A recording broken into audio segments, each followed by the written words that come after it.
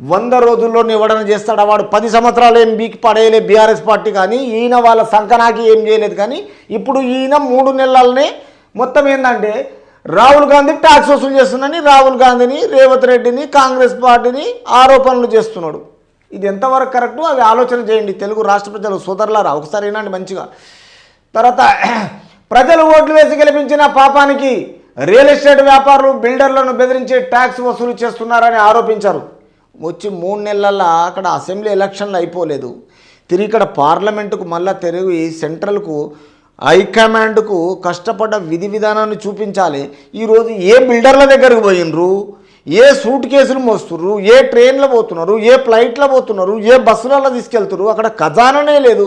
సిగ్గు లేకుండా మాట్లాడతారు. ఒక హైకమాండ్ భారతీయ జాతీయ పార్టీ బీజేపీ పార్టీ అంటే జాతీయ పార్టీలో ఉండి ఇలాంటి మాట్లాడితే కొంచెమన్నా సిగ్గు శరము లజ్జ కరుణ జాలి ఏది లేదు మీకు.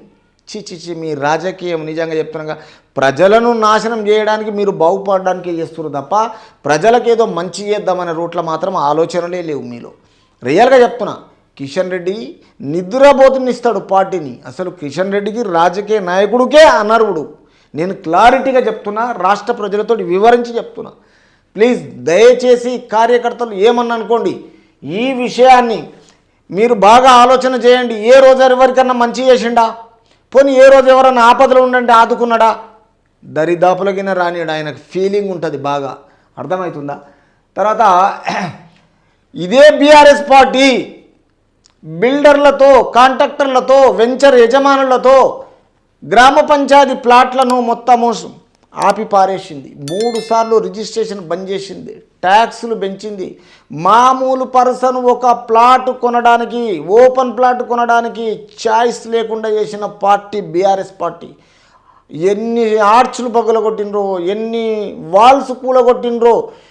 జిహెచ్ఎంసి, హెచ్ఎండిఏ, తర్వాత గ్రామ పంచాయతీ, ఎంఆర్ఓలు అందరు కలిసి నానా రకాలుగా తెలంగాణ రాష్ట్రంలో మొత్తం ప్రజలను పీడించి సర్వనాశనం చేసిన ఘనత మొత్తం బీఆర్ఎస్ది. తిరిగి మళ్ళీ ఈరోజు వాళ్ళు చేసిన పార్టీకి 100 రోజులు కాకముందుకే ట్యాక్స్ వసూలు చేస్తున్నారని సిగ్గుచేటు ఇది చెప్పుకోవడానికే చీ అనిపిస్తుంది. ఎవడన్నా చూస్తే వీడు నాలెడ్జ్ ఉండి మాట్లాడుతుండా, నాలెడ్జ్ లేకుండా మాట్లాడుతుండా.